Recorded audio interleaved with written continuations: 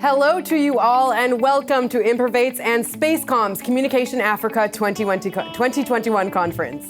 Improvate is a platform for creating long-lasting connections, enabling change-makers in technology and decision-makers in government. To make progress through innovation, Improvate is all about finding solutions and sparking collaborations that improve the quality of life for people around the world. Spacecom is an international communication service provider and the owners of the Amos satellite fleet. Spacecom's most recent satellite, the Amos 17, is the most advanced satellite available now for Africa. Today we'll be discussing the opportunities for development in African nations and dive into new technologies and satellite-based communication solutions, aiming to enable governments to extend their service reach, drive growth, and advance the African nations in all aspects of life. Joining us today from the United Kingdom is our keynote speaker, Tony Blair. He served as United Kingdom Prime Minister from 1997 until 2007, and today is the founder and chair of the Tony Blair Institute for Global Change. Also with us today here in the studio in Tel Aviv is Mrs. Irina Nevzlin, Improvate founder and chair, and our partner in this conference, Mr. Dan Zycheck, Spacecom CEO, former Israeli Minister of Communication, Mr. Yoaz Hendel, and Jabdi Massima, Tanzanian ambassador to Israel. Also in this broadcast is Aviv Ronai, VP of Marketing and Product at Novelsat, Aries Schneider, head of International Finance from Bank Leumi, and Mr. Yariv Cohen, CEO of Ignite Power. As always, watching along with us are representatives of investment funds from around the world who are looking to invest in Israeli innovation.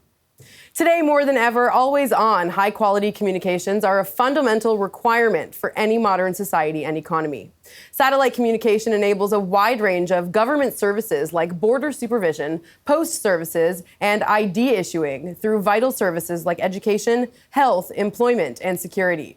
When it comes to the deployment of communication infrastructure that connects all areas, urban and rural, to the economic and social centers of the country, satellite stands out as the most reliable enabling infrastructure, and today also as a very cost-effective one.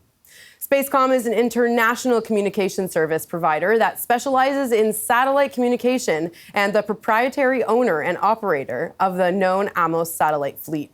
Its recent addition, the Amos 17, is an advanced, fully digital and high-throughput satellite designed specifically for Africa's unique and growing needs.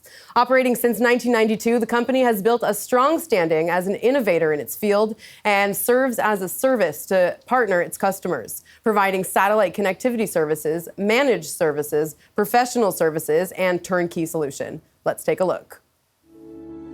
Like breathing, connectivity is a basic human need.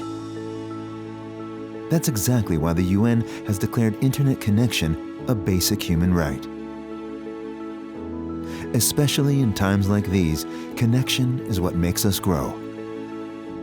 It gives us meaning and lets us be a part of something bigger than ourselves, part of a nation.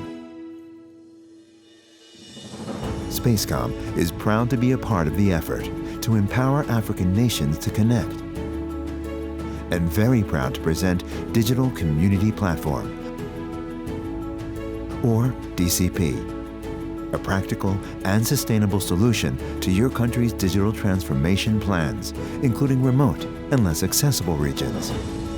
Combining connectivity, Wi-Fi, local cloud, content, and OTT in a simple and innovative way. Using Spacecom's brand new and advanced satellite, Amos 17, specifically designed for Africa's needs, DCP provides a turnkey solution which enables a complete arsenal of services. Government services, health, education, commerce and payments, agriculture, and of course, home use and entertainment.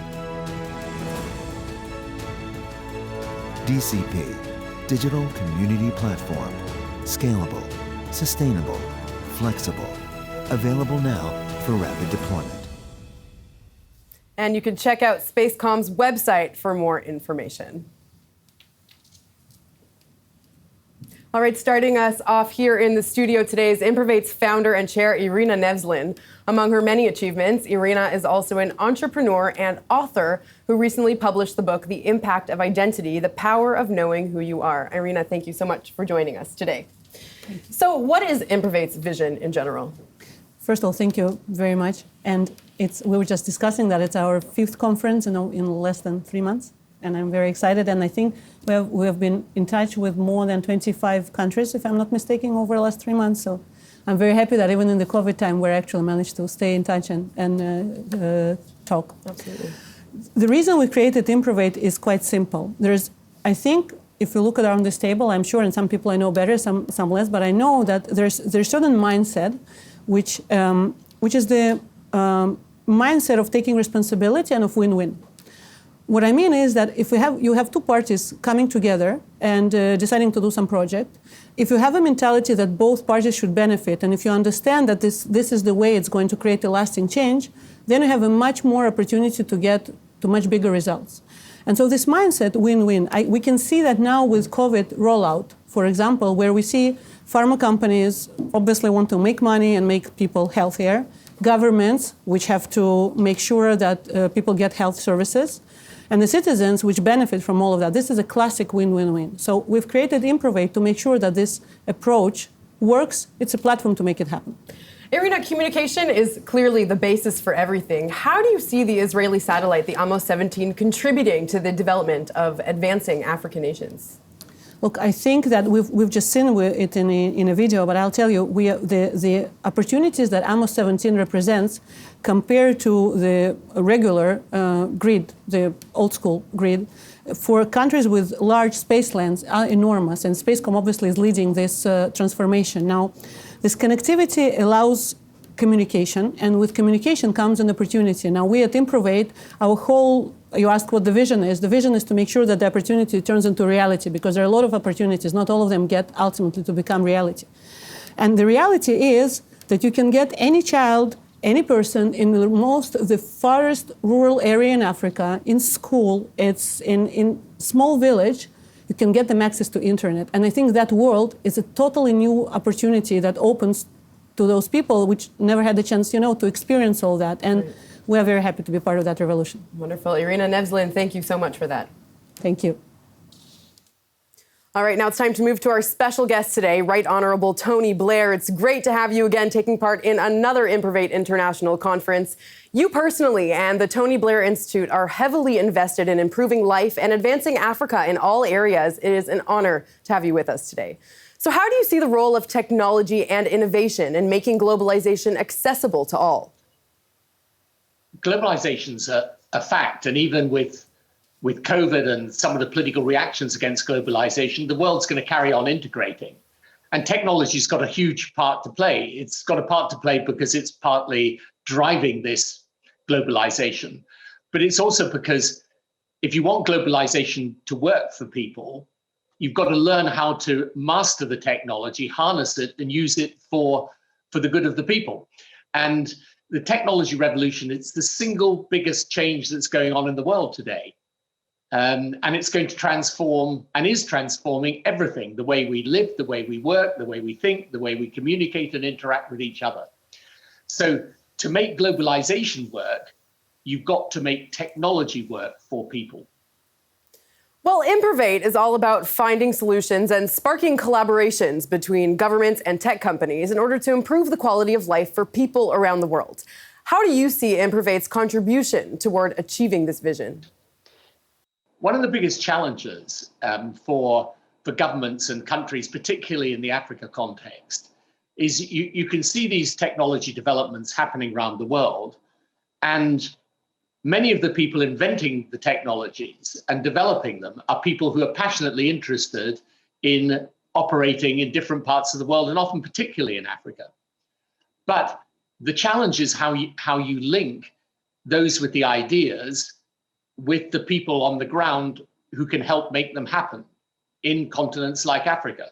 So in the African context, you have countries that could really use technology for financial payments, for health, for education, for issues to do with the security of the citizen, for the efficiency of government, the development, for example, of biometric identity, which I'm sure will happen across the continent of Africa eventually. But many of the people developing the best technologies are outside of Africa.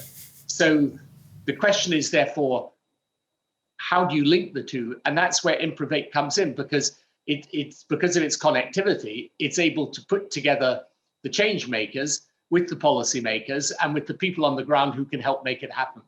And this will also, by the way, help in the development of Africa's own technology sector, because over the last 5 or 6 years, Africa itself has started to develop some really exciting technology companies. You will find today venture capital from the West investing in Africa in a way which a decade ago would just never have been on the cards. And again, all of it requires facilitation and connecting. And this is where Improvate comes in and does it so well. Mr. Blair, what are the major challenges in Africa today as you see them? So the 21st century is going to see Africa take its proper place in the world. But right now, Africa is in a state of transition. So it has a population growing faster than any other part of the world. The population of Africa over the next decades will double, become a continent of over 2 billion people. Its middle class is set to double just in the next 5 years. And Africa faces challenges of development and poverty, access to electricity and therefore to technology, and of course, challenges of governance. Now, my institute works particularly on the governance side. In my view, the countries that are well governed today are the ones that succeed, because everything else is mobile, but your government's not. So if your government is operating effectively and well and honestly, you can succeed in today's world. If it's not, then it's much harder. So the challenges of Africa are multiple, but one of the things that's important for the world to realize is that you just take the issue of climate change, for example. A whole lot of international discussion, quite rightly, about how we accelerate our development of the measures to combat climate change. But without involving the continent of Africa, as it develops and as it needs access to electricity, to travel, to communication, without binding in Africa to this global picture, we're never going to succeed. So Africa is important in its own right, for its own people, but it's also important for the world. And the challenges of Africa are multiple, but I am optimistic about it. If you look at Africa today and compare it with Africa, let's say when I first came to office 25 years ago in the UK, Africa's come a long, long way. It's got better quality of leadership, better qualities of business. Its social links are much, much more developed. And, you know, as we were saying earlier, the technology sector, for example, in Africa today is really coming on. So Africa's at a very, very exciting moment of development, and smart countries are investing in Africa today. Well, satellite communication enables communication without ground infrastructure. How do you see the advantages of satellite communication in Africa to meet these challenges that you have just mentioned? So one of the biggest challenges that Africa has is to overcome its natural disadvantages. And its natural disadvantages are around, for example, the size of the continent, the fact that many rural communities are very isolated, you know, sometimes hundreds of miles from nearest centers of urban activity. And therefore, what that means is that to try and, for example, hook up the electricity grid to some of these remote areas is incredibly difficult.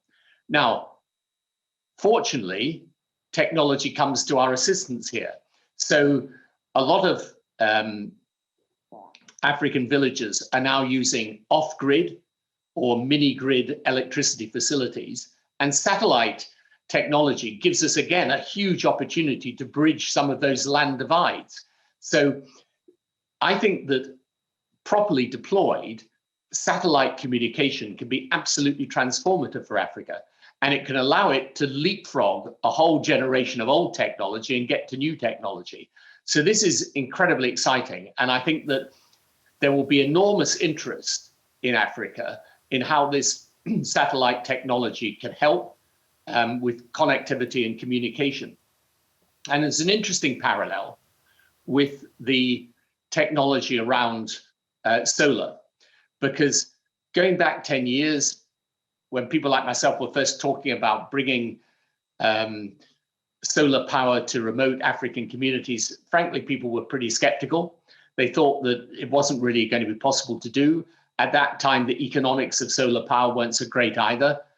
But this is what happens with technology. 10 years on, the costs have come down, the technology's advanced, and now this is very possible for remote Africa villages. So I think satellite technology is one of the most exciting areas, and one of the areas where if there is the right interaction between satellite companies and African countries and their governments, this can really advance things. Mr. Blair, can you describe for us how you see the importance of this conference in exposing African nations to the opportunities in advanced satellite communication? One of the problems when you're in government is you're busy with a whole lot of things during your working day, and you're dealing with crises and scandals and events that are unexpected or even expected, and you're dealing with the day-to-day politics and business of government. And so sometimes one of the problems is that you don't have the time to step back from the daily grind of things and look at what are the opportunities that, if you're aware of them, you can use to your advantage. And so the advantage of a conference like this is by bringing together people who are developing new ideas with policymakers, the policymakers can get some sight of the exciting opportunities that technology can bring. And one of the passions of my institute is to try and bring these change makers and policymakers together in a better dialogue. And the Improvate conference is it's a great way of making those connections. Because, when you think about the opportunities to transform, for example, healthcare and education, just take those two areas alone. If you've got the right means of communication, there's no point in many of these developing countries, particularly in the continent of Africa, going through building all the legacy systems of countries in the West. Instead, they can use technology to bypass a lot of those legacy systems and develop the most up-to-date forms of communication, allowing you to do, for example, remote healthcare and education to a much higher standard and better degree than any basic and rudimentary school or health system can achieve in the old way. So the advantage of a conference like this is it helps those policymakers understand how the world's changing and how, with a bit of vision and imagination and focus, they can access those changes for the benefit of their country and their people. All right, Mr. Tony Blair, thank you so much for joining us today. Thank you, Lauren. Thank you very much indeed for having me at the Improvate conference. It's a great pleasure to have been with you all, and good luck to everyone participating. I think this conference is a great idea, and I'm sure it'll be very successful. Thank you all. All right, let's say hello again to Dan Zycheck, CEO of Spacecom. Hey, Dan, thank you for joining us today. Hi, Lauren. So Spacecom is well known for being professionally practical and innovative. Can you please share with us a revolutionary service Spacecom is already rolling out in Africa? For us in Spacecom, we understood, as also was mentioned by Mr. Tony Blair, that the challenge is the lack of infrastructure, terrestrial infrastructure in the continent. We see the satellite that we are providing as an enabler for services that are provided. And one of the most exciting things that we already done is putting a clinic in Mozambique that is connected via satellite connectivity, using a full suite of medical services that are very unique and now newly developed. And all of these services are connected via solar power, so it's really isolated and off-grid and can be easily deployed in the unconnected territories. Dan, I'd like you to address the challenges and opportunities Africa is now facing, as we just heard from Tony Blair, and how satellite communication can meet these challenges. So I think that the three major challenges that we have is first is the terrestrial network, that there is a lack of terrestrial network. Africa is a very big continent and we don't see a connectivity in remote places. We see a very good connectivity in the major cities and in the urban places, but in the semi-urban and the rural places, there is a lack of communication. It's not connected to the grid as mentioned before, so we see that there is no electricity. And I think that one of the biggest challenges is also finance. And the opportunities that we see there is, first of all, the young population and the ability to adopt new technologies. We see that in Africa, a lot of new technologies are being adopted much faster than in the West. And we see that this puts a very good opportunity moving forward. I think that together, where we come from Israel, so all the technology that we have and all the high tech, now we have much better medical solution and e-learning solution that are being more optimized for the electricity side and also from the communication side. And this enables us to perform or to introduce those services in Africa based on the satellite that we have. Can you give us your view and maybe some concrete examples? So for me, as I mentioned, I mean, first of all, we have the clinic that we have in Mozambique. I think it's a great example of combining all these three elements, the communication together with the solar power and the high-tech technology, introducing the medical e-health and telemedicine in those places. In addition, we are also cooperating with the e-learning. I think that e-learning is very important, especially in remote locations. It enables you to interact with remote location and introducing in educational infrastructure to places that it was didn't enjoy this infrastructure before. Great, thank you so much for that, Dan. Now I'd like to invite you to present to us the new digital community platform, the DCP, and generally what Spacecom is all about. Thank you, Lorraine. I'm very excited to be here today. It's a great honor to bring so many respectable people together. My name is Dan Zycheck, and for me, this occasion is a dream come true. After 20 years in the communication sector and 10 years working with Africa, I took over the position of Spacecom CEO last year. And finally, have the opportunity to introduce a game-changing concept in Africa. A game-changing concept that I believe will create significant impact. We call it DCP, Digital Community Platform. As you all know, we live in a connected world, and communication is important than ever. It enables everything. It enables education, it enables proper healthcare services, government services, and also agriculture. Communication is so important that the UN declared as a basic human right, just like food and water. Especially now, in COVID-19 era, communication is the way to do business. Communication is the way to learn and to receive medical attention. It is the only way to deal with social isolation, to connect the rural to the urban, for the governments to commute to their nation.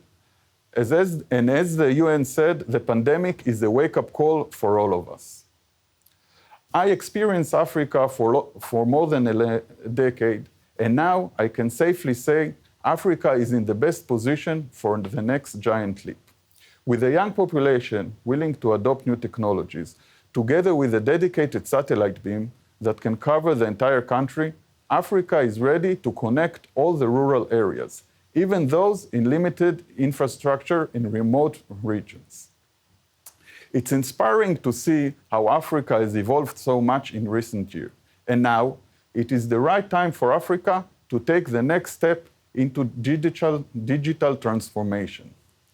Through satellite, it is possible to tackle many connectivity challenges with a fast and cost-effective deployment.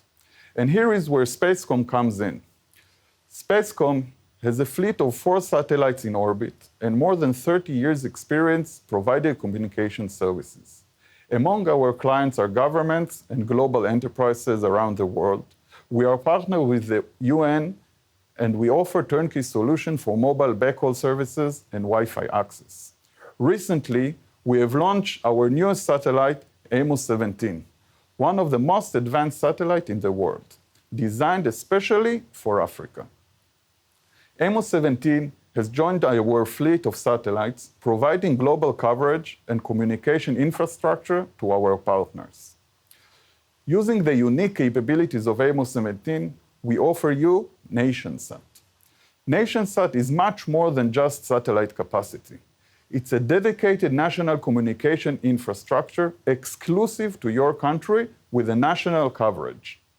NationSat enables you to enjoy our new platform, DCP, the Digital Community Platform, which includes application for governments, health, education, commerce, agriculture, and home entertainment. Now, let's zoom in and see the impact of the application available through the DCP.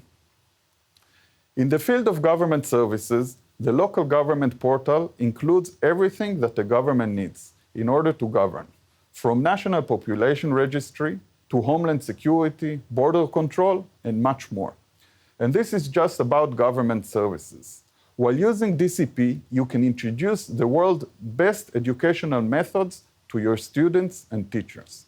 DCP allows you to provide a high-quality educational infrastructure in urban and remote locations, online and offline. And what is the most exciting thing about this? You can leverage the best educators and extend their reach, allowing for educational equality nationwide. So we talk about government services, education services, and now, as I said, the DCP has a wide variety of services, including agriculture. Whether it's vital information for the farmers, online training, or even big national program which can create impact and improve the national export and produce. Of course, the DCP also provides the ability to sell and buy online, carry out financial services, and enables online payments. Through Wi-Fi and backhaul connectivity, the DCP provides home use and entertainment services like OTT and television.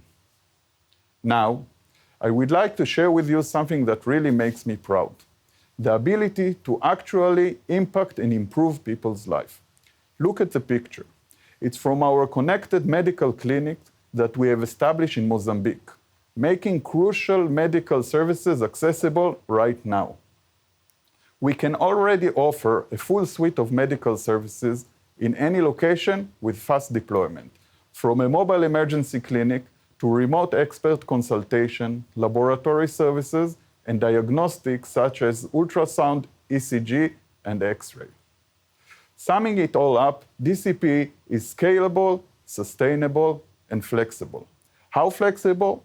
You can pick and choose any application in any location, according to your needs and requirements, with the ability to change services along the way. And you know what? The best part about it, it's not just a vision, it's a reality. I invite you all to join our DCP program today. Thank you very much for your time. It's a pleasure to be part of this important event. Thank you so much, Dan, and please come have a seat with us. Okay, let's welcome Mali's Minister of Communication, Mr. Hamadun Ture. Hello, so great to have you with us today. It's great to join you. Thank you very much for inviting me. Now, strong and stable communication is a key factor in improving government services in health, education, homeland security, basically in everything. 5 years from now, how do you see Mali's development, and what role does communication take in building its future? First of all, let me thank you for inviting me to join Improvate, and let me congratulate Improvate and also thank Tony Blair for making the opening remarks. I've met Tony, of course, in many occasions in my former capacity as Secretary General of the International Telecommunication Union. And I would like to really thank him for his leadership. I'm also a satellite engineer by background, so I was very pleased to see the presentation by Dan. And as you know, I have spent most of my career in the satellite industry, working in Intelsat in Washington, D.C. first. And at the time, I was actually ended up being the group director for Africa and Middle East. So I was covering Israel as well. I would like to also let you know that I was a member of the board of Inmarsat until my appointment as Minister of Communication and Information and Digital Technology in Mali. So I'm very pleased and very knowledgeable of the challenges that the ICT industry is facing. And I should say that Africa is today ready for business in this field. Having witnessed that as Secretary General of ITU, the missing piece was the legal and regulatory framework, which is totally harmonized today in Africa. Some of the greatest things we want to put in place are the infrastructure, the content development of applications and services, and also, of course, also capacity building and education. Those are the key pillars of our development program. And Africa is working on all those areas in many countries today. Last but not least, the financing and the solution, the locally grown solutions are some of the things that we are looking at. And I believe that having been in this industry for over 40 years now, I believe that if you have good projects, you have financing for it. And there are very many bright ideas in this field. You need no longer to convince the users for it. Having joined the government, I realized how much I didn't need to convince the Minister of Agriculture. He's the one who came to me and said, look here, I need to put e-applications in everything I want to do in agriculture and other fields in his area. The Minister of Education and Higher Education, we are working together. From day one, we started working together on making sure that exams are well prepared, well protected, and there is full transparency on it. And we are now putting together a program in which we are trying to embed new fields in the curriculum, because we know if you don't put things like artificial intelligence, coding, and virtual presence and virtual reality, you don't put those in your education program today, the children will be illiterate tomorrow. So we're working together on all those fields. Of course, some of the greatest challenges are how do you prioritize in a country where there is security concerns, there are hunger problems, there are education problems, there are health issues, of course, in the middle of a COVID pandemic. Mm-hmm. We want to make sure that people use this tool and don't put it in the back burner. So, and I can tell you that having been in this government of transition in Mali, which is have a very specific goal of just organizing in the next 18 months a free and a fair elections, I've been tasked to actually develop a 10-year plan to 2030 ICT development plan that we're putting together. That is very ambitious, I can tell you. Okay, Mr. Ture, thank you so much for your input today. Thank you. Okay, let's say hello to former Israeli Minister of Communication and member of Knesset, Yoaz Hendel. Thank you so much for being with us today. Thank you, Lauren. I'm happy to be here. So, as the former communication minister of Israel, how do you explain the fact that Israel, which is such a small country, has such advanced space and satellite communication services? First of all, I think that Israelis are motivated by kind of a biblical prophecy to share the light in many aspects, and part of it is how to connect people. Now, I'm a politician, and now we are in the middle of a political campaign, and this is a business of separating people. Communications infrastructure is how to connect people. And this is, I think, part of the idea behind the tools, behind the satellites, behind the fibers. And when you check what Israel is facing and what we have done here in the last a few years, we can see how Israel use communications infrastructure to grow and to increase our economic situation We can check the numbers. We're talking about GDP of 1.1, which means about 13 billion shekels. We are talking about a growth in increasing of labor circle, and on and on.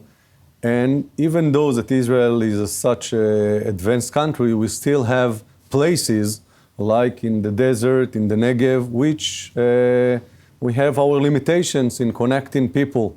It's more hard to connect people with fibers in the desert. And then you have other options. One of them, and I think the best one, is use satellite.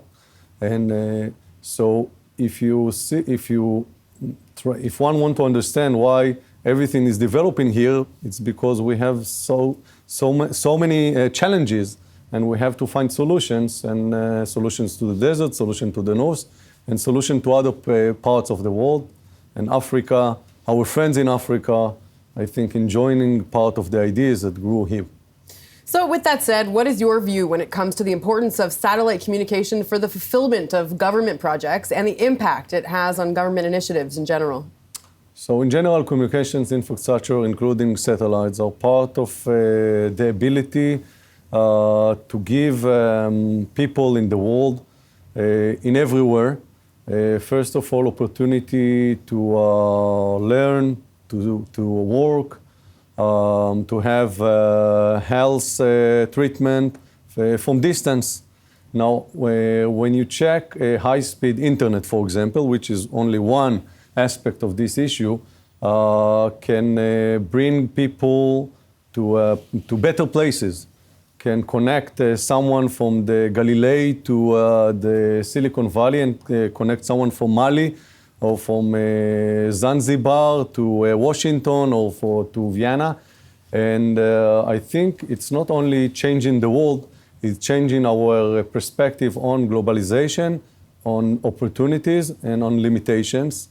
And the government has a role to encourage this development.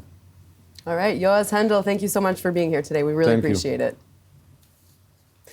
Now I want to introduce Mr. Adukai, Director General of the National Communication Authority from the Republic of South Sudan. Thank you so much for being with us today.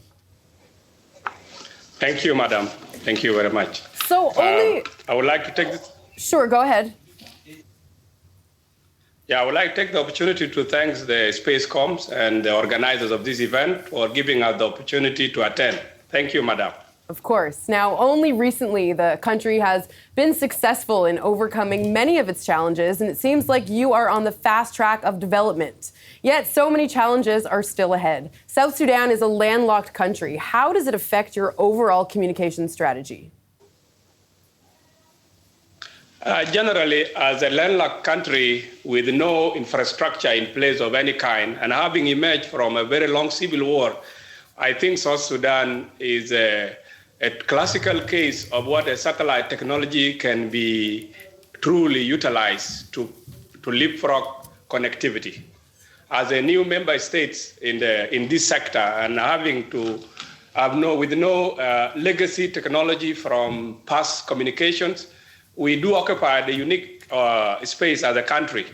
And therefore, as part of our communication policies, we actually prioritize connectivity as an important factor for our people in order to leapfrog and catch the rest of the world where they are. Remember, we only got independent in 2011, and with no any form of communication and infrastructure. So as such, South Sudan see this opportunity presented by Spacecom as a new beginning, and could really fast track our initiative that we are already online with it. We would like, of course, to do this in partnership. As part of our effort, we actually filed and have received approval from ITU for a satellite orbiter for broadcasting and communication. Truly, with these challenges, we think that the initiative by Improvate give us the route that we can take and fast track our plans for connecting our population in order to be part of the global community with all the benefit it presents from e-learning, connectivity, and the health in particular, as we have seen with the case of COVID. Until now, part of our country has not even heard about the news of the COVID yet. You can imagine the challenges we face. And if such a technology were to be truly rolled out in our region, we would actually give Spacecom a very positive ground where they can see the results and how it would impact the community. Thank you. So with that said, how do you use communication to enable government services in remote communities in the country? Certainly, we use communication by trying to do rural connectivity. And as a country recovering from war, basically we encourage very much also the use of communication for dissemination of peace information and for disarming the war veterans and for promoting peace and reconciliation. Remember, this is a country that has been at war sometime among communities who are actually disconnected. So we look at communication also as a facilitator for peace and promote commerce among people. Earlier, I recall Honorable Tony Blair made a reference to how sometimes some people have no connection among themselves. Really, the case is in South Sudan, and Honorable Tony Blair has been very instrumental in the independence of South Sudan. He's somebody we are indebted to him, and we think he has actually spoken very much of all the challenges that are exhibited here. Thank you. Mr. Guy, thank you so much for joining us today. Thank you. Thank you very much. Let's move now to Tanzanian Ambassador to Israel, Job Masima. Thank you for joining us. Thank you for having me. So Tanzania is obviously an amazing country, not only because it's wonderful people, overwhelming wildlife, and the Kilimanjaro, the tallest mountain in Africa, but also because you've developed a unique approach regarding ICT regulation. Can you please share with us how these regulations, specifically in relation to cellular companies, convert reinvestment into connectivity and development of remote communities? Thank you for having me in your majestic studio and very good program. You're welcome I've been anytime. attending for a number of times. Sure. Coming to Tanzania, satellite communication is very important. But before going to your question, let me address 3 issues which I think the previous speakers haven't addressed them correctly. It's true that Africa, we are facing a problem of internet connectivity and more or less an unreliable net penetration. That is true. But there are 3 issues which I thought that they needed to be addressed. One is the cost of high cost of data and the internet facilities is really a problem for Africa. With all those problems which you're talking about, now come to this issue. Can we afford those high costs of data and internet services? I think this company is high time to address that. That's one. But another problem which you're also facing is the online payments, issues of online payments such as trust. A number of people, including my people from my home country, have been complaining a lot because of this communication. Once you transact with those people who matters, you don't get the end results. Or the end results is different from what you got at that one. So let's go with all the efforts we are doing. It's high time also to address this one. How are you going to tackle it? Because it's taking down the efforts which we are progressing. And the third issue, which I thought also they should look at it, is that of low technology adoption by the firms, that offices and the big firms in Africa. Not all, they are still traditional. So we are concentrating on individuals and letting these big firms not to adapt this satellite communication. So in addition to those which have been said before, I think we better also address to this. Now coming back to our question on satellite communication. In Tanzania, luckily, we do have 3 advantages, which you could say that is above the rest of some of the countries, and we use them accordingly. One is the geographical location we are having. Tanzania, we are having a coastal line of about 1,402 miles. So it's a gateway to 6 landlocked countries, including Sudan. which the minister was appointing here. So with the gateway, this what to these 6 countries is not only on cargo. There's this, the fiber, whatever has come for that. So this one for us is a very big advantage. Another advantage which we are having for us as Tanzania is the size and the demography of it. As big as it is, Tanzania is more or less 43 times as big as Israel. Or you can say that Tanzania, the way it is, is bigger than is bigger than all of Kenya, Uganda, Burundi, and Rwanda combined. Wow. That to get to Tanzania. But our population is still very low. They have been pointing out that you could find that in rural areas, the population is scattered. So in Tanzania, if we could compare with Israel, our population density is 67 people per square kilometer, compared to Israel, which I think is around 400 per square kilometers. Now, with this one, it comes to the challenge of communication, because with this dense population, now how are you communicating then? This is really a challenge which we needed to address through that. It's an advantage, but it's also a challenge. So generally, what I can say about Tanzania is that once it comes to digital connection, slightly we are better off than the rest of our neighbors. Wonderful. Mr. Ambassador, thank you so much for filling in the blanks for us today. Thank you. Appreciate it. Great. All right, now we are joined by Mrs. Juanita Clark, CEO of Digital Council Africa. The Digital Council embraces the extraordinary possibilities that the digital era has for Africa. The Council believes that the digital economy will enhance the quality of life for African citizens and allow Africa to be extremely competitive in the global market. Mrs. Clark, first of all, welcome to the show. Thank you for joining us today. You are working with the African government's policymakers, helping African countries define their digital strategies to safeguard their future status. You hold a very firm and practical approach regarding the combination of fiber and satellite networks. Do you find these two technologies to be competitive or complementary to one another? Good morning, and thank you, Lauren. And well done on an excellent event. Thank you, Improvate and Spacecom for the invitation.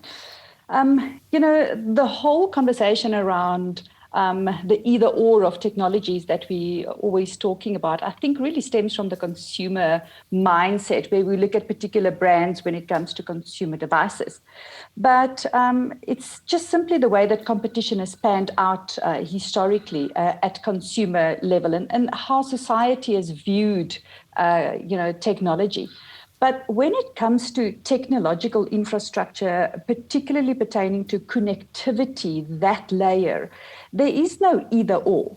We have to look at how they can complement each other. And for us to bridge this immense digital divide that Africa is facing, we need to consider all available technologies. And certainly, some of them will make more sense in certain geographical areas than others would. And, satellite in particular has an immense role to play in connecting rural communities to the digital economy. Juanita, regarding African Tier 2 or Tier 3 cities, if it was up to you to decide, would you recommend getting them on a national satellite network as a first means to gain access?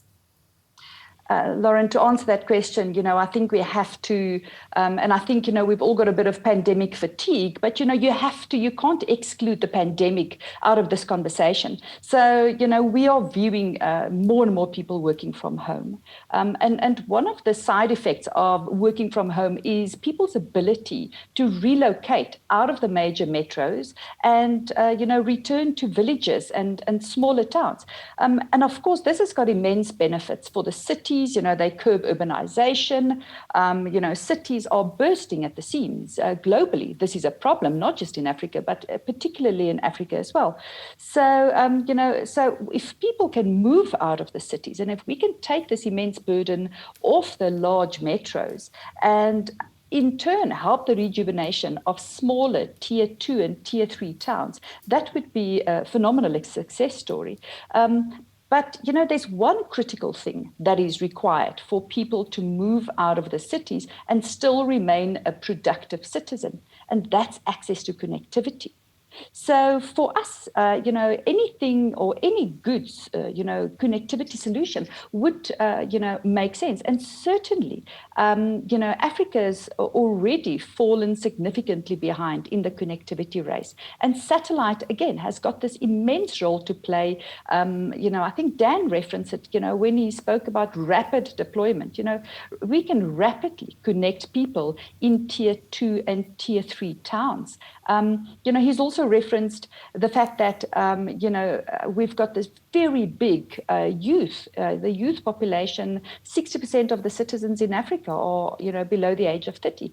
And people want to go to universities. And we're not keeping up pace with the building of universities. And, we're going to have a problem. 20 years from now, we are sitting with a massive educational problem. And e-learning is going to become increasingly important. And, we will not be able to send our children to physical environments anymore. So, satellite connectivity, certainly in the more rural areas in tier 2, tier 3 towns, is going to play an incredibly important role to provide services to the next generation and to people looking to work from home outside of urban areas. Juanita, thank you so much for that. Before I say goodbye to you and let you go, I just want to turn to Dan over here for 1 second and see if he has any response to the comments you just made. I totally agree with her. I think that the satellite is an enabler, and for us, the big challenge that we have and the DCP that we're introducing is putting the application over the infrastructure. Everybody talking about the connection and the infrastructure, but at the end of the day, we need to provide the solution that will enable all the technology and all the application and enable the education in remote location, the telemedicine in remote location. So I think that it's a complementary solution and it's a full suite of services together. And the focus should be on the application and implementation and not on the infrastructure itself. Okay, thank you for that, Dan. And thank you so much, Juanita Clark, for joining us. Okay, we are going to wrap up this section of the panel. We're going to try to go one more time okay, we're not going back to that interview. There are some technical difficulties. So thank you all for being on this panel, demonstrating and highlighting a great vision and needs which depend on good communication throughout the country. Now we want to move on to our next panel and discuss in depth how satellite communication technologies affect and enable advanced government services and how it is essential for every nation, especially developing countries. T-minus 10, 9, 8, 7, 6, 5, 4, 3, 2, 1, 0. Liftoff.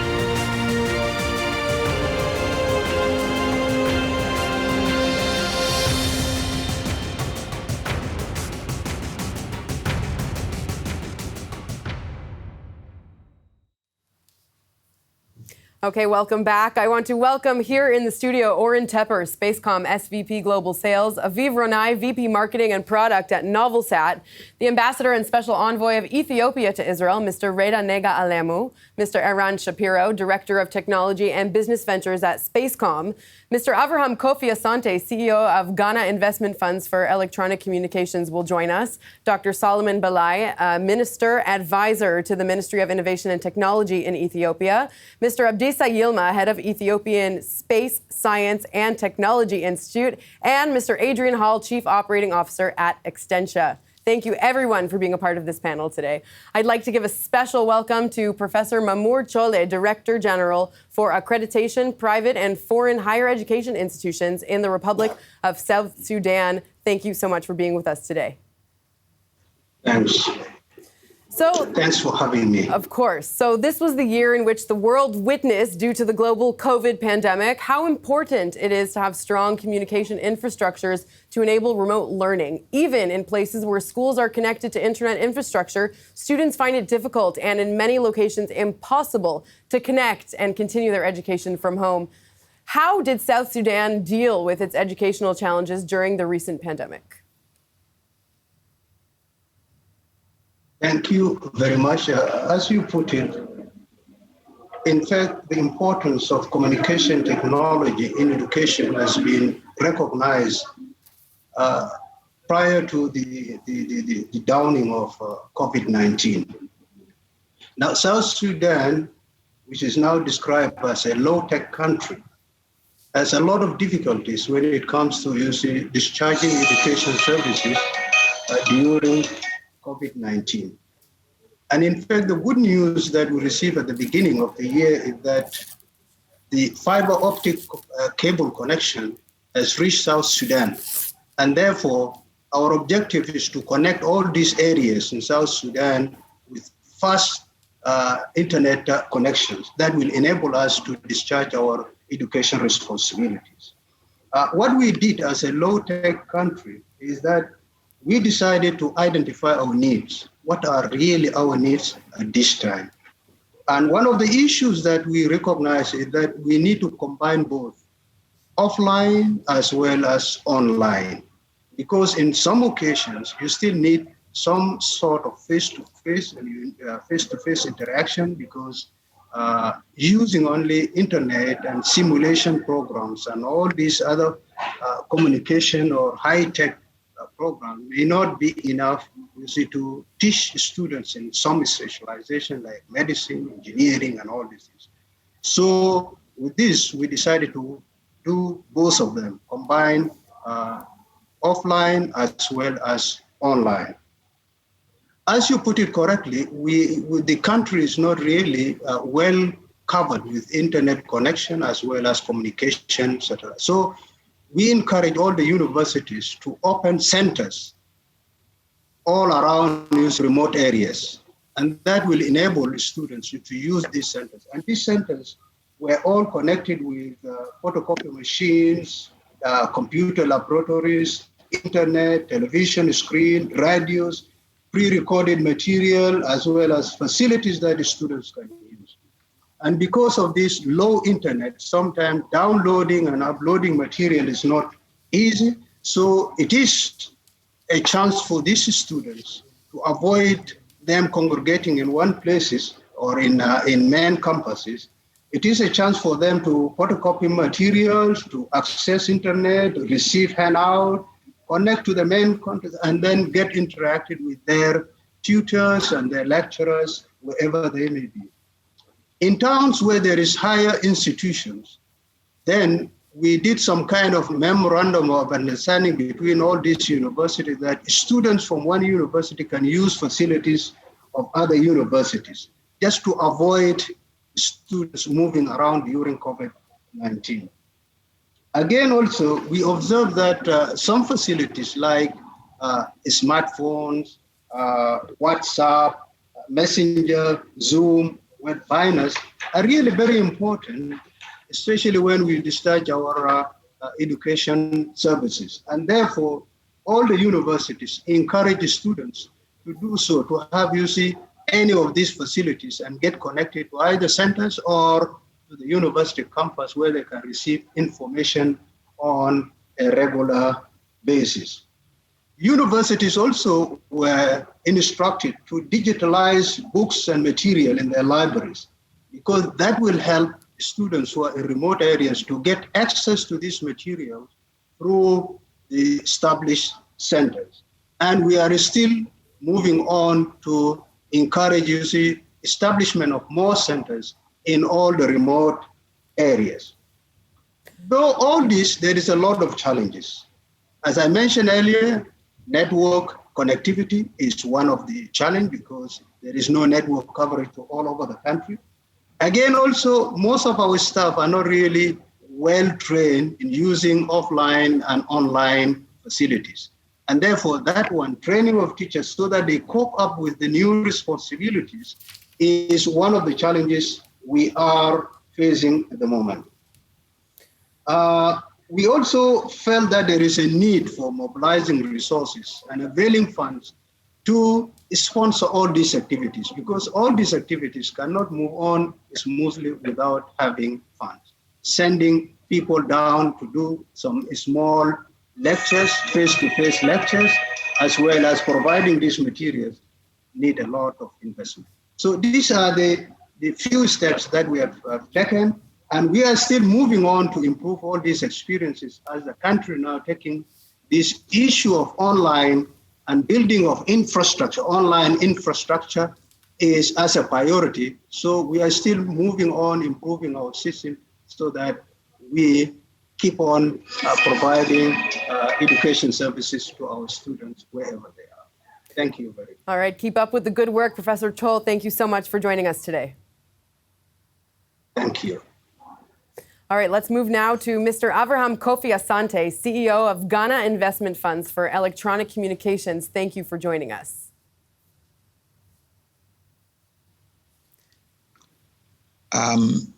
In Ghana, I run the Universal Access Fund for connectivity to unserved and underserved communities.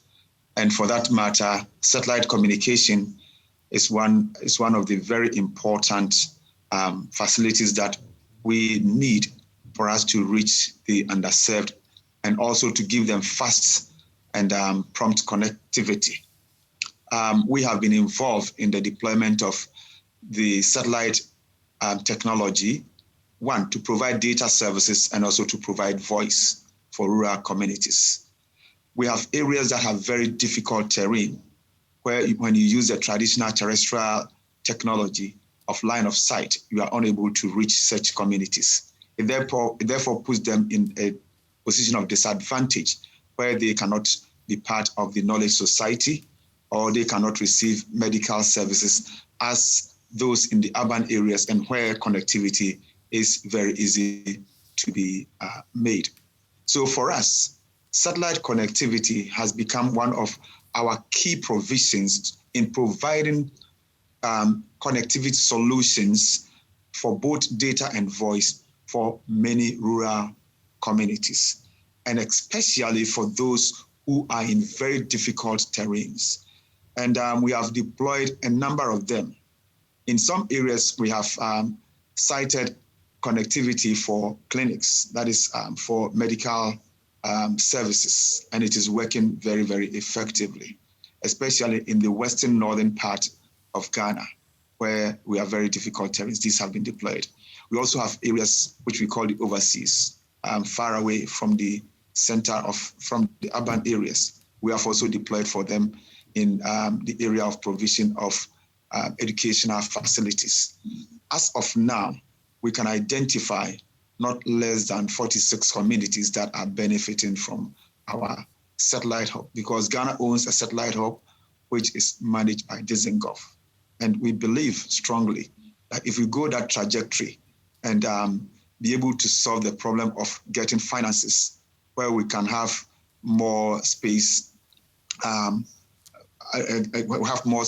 pitches, then we can be able to provide good services for these people. So I think the challenge that we have is funding.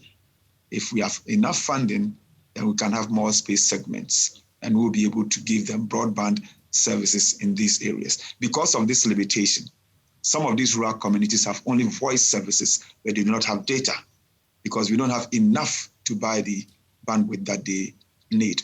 And we think that working from that perspective, we are looking forward for collaborations with other organizations that will help us expand our connectivity for these underserved and unserved areas through satellite connectivity.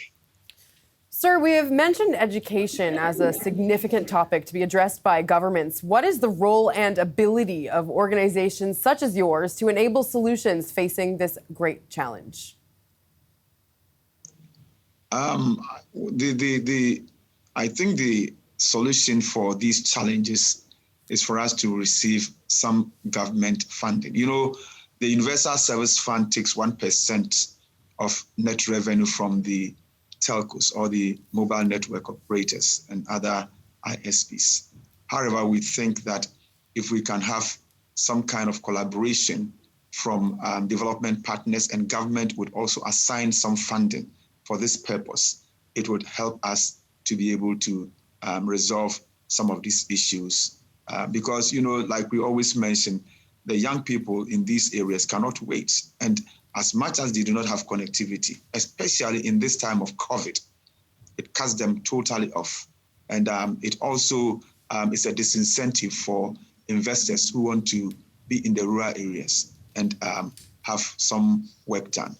We have a lot of small, medium enterprises that really shy out from establishing their factories or facilities in such areas.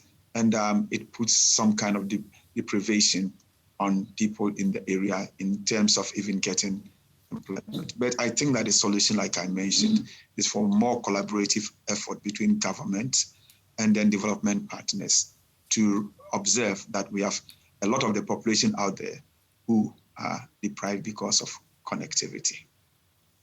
All right, Mr. Asante, thank you so much for joining us all the way from Ghana. We really appreciate it.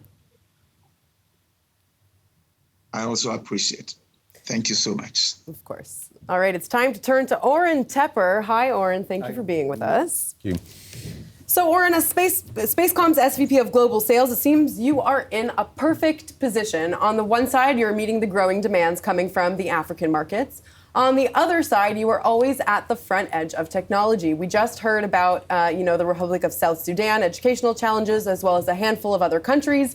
On a nationwide level, how does the Amos 17, Spacecom's newest satellite, alongside Spacecom's new services, the DCP, as mentioned earlier by your CEO, Dan, who was with us, how do they help countries such as South Sudan and other African nations achieve the educational needs that we were just discussing? Thank you, Lauren, for having us here. So actually, the DCP platform, or Digital Community Platform, is an infrastructure to enable e-learning and educational services, both online and offline, by the way, as Professor Chol mentioned before that, for the children. But let's not forget that the same platform can be used also for train the teachers, which is not less important. And this is also a challenge, as Professor Chol mentioned just before. So, moreover, actually, the nature of satellite communication, the benefit of that is that the scalability is achieved naturally within the solution. This is very important in order to deliver, unified services across a nation, and while maintaining nearly the same cost. So actually, the cost to deliver this solution to dozens of communities is it's nearly the same as the cost of delivery to thousands of communities or nationwide. So the solutions that we are talking about is not cost prohibitive, which is very important also considering the challenges of getting the funding, as was mentioned just before. So overall, how can modern satellite communication help with connectivity throughout a country? What are the benefits of your nation's services over Africa? So I think one of the inherent benefits of satellites is the unified coverage across the entire territory of a nation. Or in other words, it's ubiquity. Okay? So when you think about that, this is the optimal infrastructure to deliver all the sort of governmental services, being it e-health or e-learning, financial services, and even broadcasting to the communities. I cannot think about a better solution or a better method to guarantee that every citizen within a nation will be awarded or guaranteed with the same level of governmental services, irrespective to his proximity to the urban areas. This is one of the main challenges that large-scale countries in Africa are experiencing today. So this is actually the beauty of all what we are talking about here, of all this conference. Okay, we are taking this vision into the practical stage, okay, rather than keep it just in the vision level. So, and in that sense, it's very important. This is, I think, what actually Spacecom is trying to do with this digital community platform. Wonderful. Oren, thank you so much for joining us today. Thank you. All right, let's move on now. NovelSat is an international innovator and a leading provider of next-generation content connectivity solutions over satellite powered. Powered by innovative technology, NovelSat solutions are pushing the envelope and boosting network performance in order to drive new experiences and expand business potential. Aviv Ronai is NovelSat's Vice President of Marketing and Product, and he joins us now. Hi, thank you so much for joining us. Thank you. Good morning. So, Aviv, go ahead and tell us a bit more about NovelSat. Okay. NovelSat provides a leading content connectivity solution serving both the video broadcast and the broadband connectivity markets. If we can move to the next slide, we can see some of the applications that we serve. We focus on high volume and high value application. And as for example, on the broadcast side, we provide video distribution and contribution solutions, content delivery, network connectivity, and outdoor broadcasting. On the broadband connectivity side, we support applications such as telecom and enterprise solutions, as well as video over cellular networks and other applications like supporting Earth observation satellite. We have thousands of installations serving hundreds of customers, supporting multiple customers around the globe, and we are actually, all of us are consuming services delivered by NovelSat solution, as for example, world's major sports events are being delivered relying on NovelSat solutions. Our leadership foundation are actually based on three components. One is our proprietary waveform and premier system architecture, which deliver the world's highest performance transmission. This is coupled and combined with cutting-edge integrated video capabilities and highest content connectivity and protection. Moving on to the next slide. All right, let's move on to the next question. Slide. What broadband solutions are you providing, and what's unique about your solutions? Great question. We actually support broadband connectivity solution for multiple applications. We support actually telecom application and delivering connectivity to rural and remote locations which are lacking terrestrial network connectivity. We enable that with both point-to-point and point-to-multipoint application, and we provide highest bandwidth efficiency in order to improve network economics. We also support enterprise connectivity for utilities, infrastructure, and for government services, where we bring broadband connectivity to remote and rural area, as well as enabling high-speed access to cloud infrastructure and services. Speaking of cloud infrastructure and services, we provide pioneering open and flexible cloud connectivity solution in order to streamline data connectivity to satellite solutions. So, Aviv, your technology connects to satellites like the Amos 17 to bring cellular and broadband services to unserved or undeserved areas, correct? Correct. More than that, we also provide satellite connectivity solution in order to provide communication during some disasters or emergency situation, like natural events and disaster, which causes terrestrial network outage. In such cases, we utilize satellite connectivity in order to back up the terrestrial network and restore communication services as quickly as possible. You've also recently announced a unique solution for delivering TV services over cellular networks. What is so special about this service for the people of Africa? This is a very special solution where we actually took our broadband and broadcast expertise and blended them together in order to deliver video and TV services over a mobile network. We actually all want to have our own video experience, like we watch TV at home. We want to have it everywhere. And today, more than ever, our first screen, if not the only screen, for which we use to connect and consume video and TV services, is our mobile devices. And we would like to deliver these services over our mobile devices. We're doing that by taking the content delivery network to the edge, to the base station location, bringing the video closer to subscribers and enabling this kind of unlimited video services to the users. With that, we enable live services as well as on-demand video services at very high volumes, and we improve the quality of experience of the end users. Sounds extremely innovative. Is this new solution already available? This solution is actually already available and will be available actually within a month's time. And we actually already demonstrated that together with our colleagues at Spacecom. We had a real live demonstration of the end-to-end service in action. Wonderful. Aviv Ranai, thank you so much for joining us today. Thank you, Lauren. Okay, moving on now to the Ambassador and Special Envoy of Ethiopia to Israel, Mr. Reda Nega Alemu. Thank you so much for joining us today, Mr. Ambassador. Thank you for having me. And of course, thank you again for coming to another Improvate conference. I had to add that in there. So Ethiopia is clearly a very special country and quite centralized when it comes to communication based on what we've seen and heard today and your knowledge of Ethiopian regulation. I invite you to present a challenge that your country is facing and might be solved or improved by these panel guests. Well, Ethiopia has adopted a space and telecommunication policy, and we have identified the challenges that we have in that regard. And it's outlined that the major challenges that we have, one is regard to the capabilities in terms of lack of skilled human resources in this context, and also space technology capability as a whole, which is also one of the challenges that we have, and weak space infrastructure and absence of regulatory framework in this regard.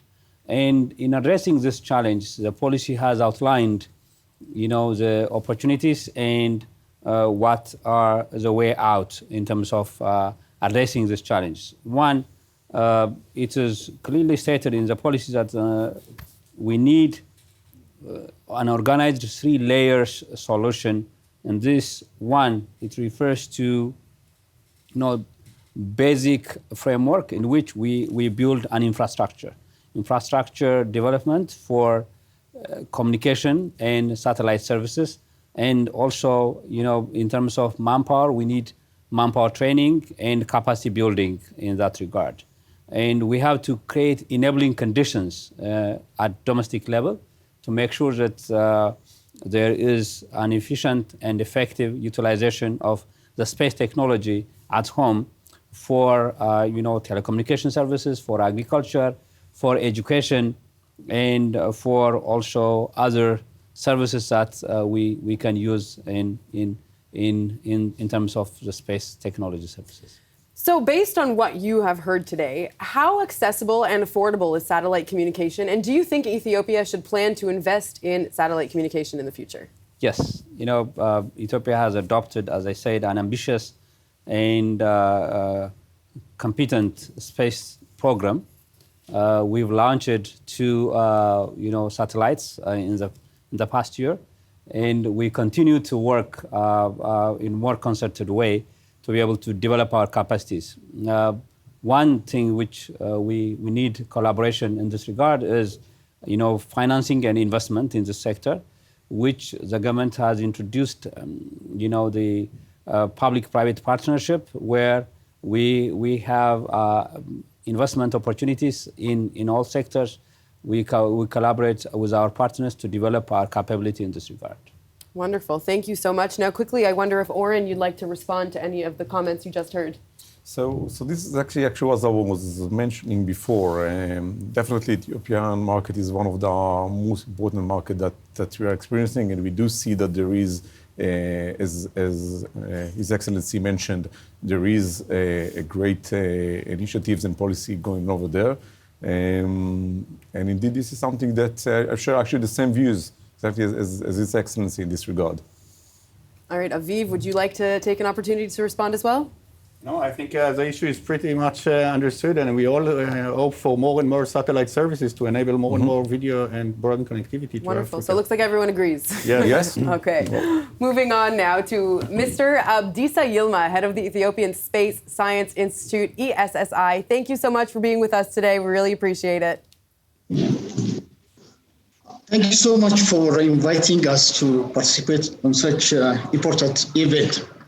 So what are the main goals of the Ethiopian Space Science Institute? Ethiopian Space Science and Technology Institute was established in 2016. So it's just 4 years since its establishment. So my institute is a leading institute in terms of space science, technology, and application. So the major goal of the institute is to support the National Development Program in the area of agriculture, natural resource management, urban and rural land management, and also in the area of communication also. And well, at the end of the day, we are also expected to serve as a source of income and also to create employment opportunity through encouraging private sector participation. So for this purpose, we are engaged in research and technology development activities in the area of astronomy, space science and application, remote sensing, geodesy, also on in the area of aerospace engineering, satellite operation, and so on. We are also trying to develop infrastructure in this area. Also, we are responsible for human resource development. In this respect, we have a postgraduate program in the area of astronomy, space science application, remote sensing and geodesy, both for masters and the PhD. And this program is affiliated with the Addis Ababa University. And we are also engaged on the development of space and space-related products and services. Sir, we heard in a previous interview about the benefits of utilizing a satellite on a national level. Can you share with us the role of science and innovation and any programs that you have going on in the country? Yeah. So far, we launched two remote sensing satellites in collaboration with the Chinese government. These satellites are remote Earth observation satellites. So the data obtained from those satellites, we are utilizing it for agriculture, water resource management, and in the area of mining and so on.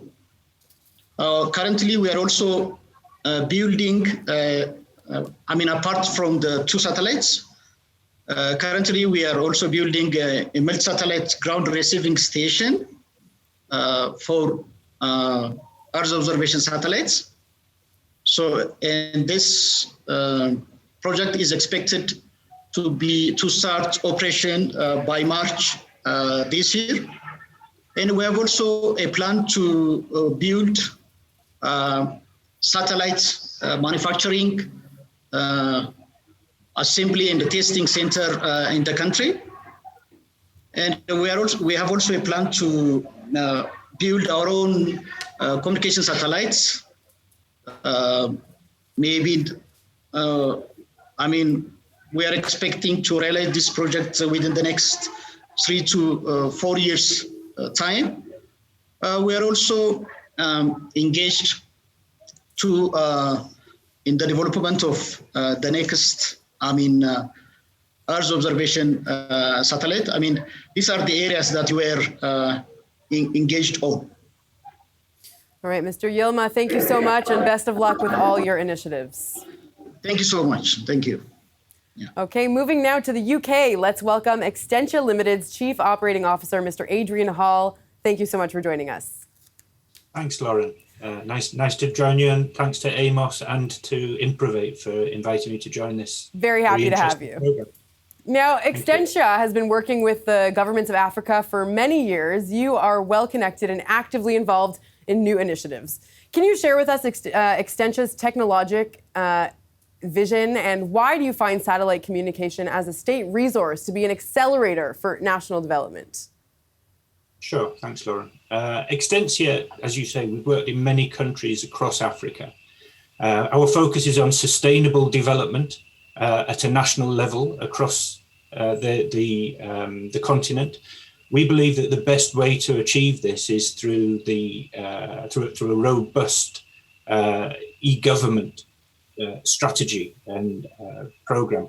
E-government is the foundation for digital transformation. It supports business enablement, citizen engagement, and transparency across government agencies at a local level, at a national level, and regionally as well. There's some exciting technology platforms that support e-government, and these are enabled and supported by cloud infrastructure, which makes the applications more affordable, more efficient, more innovative in terms of collaboration, etc. But we also notice that the solution itself is only part of the problem. The technology platforms only serve to solve a part of the problem with e-government, because you've also got to look at literacy, you've got to look at availability of devices, you've got to look at things like affordability. Critical, though, to the success of any e-government program is connectivity.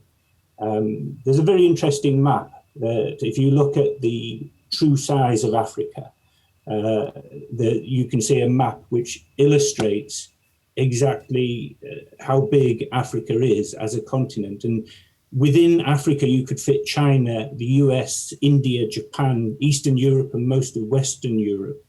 And that gives you an idea of actually how big Africa is.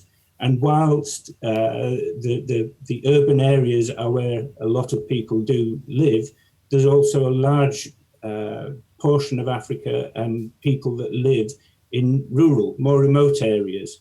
And those areas need to be connected for the whole of e-government to be efficient. And for that to happen, there's only really satellite that can provide that. It's unaffordable to be putting towers, fiber, and other infrastructure into those rural areas with sparse population. So satellite really is the way to make that happen, and very efficient at doing that.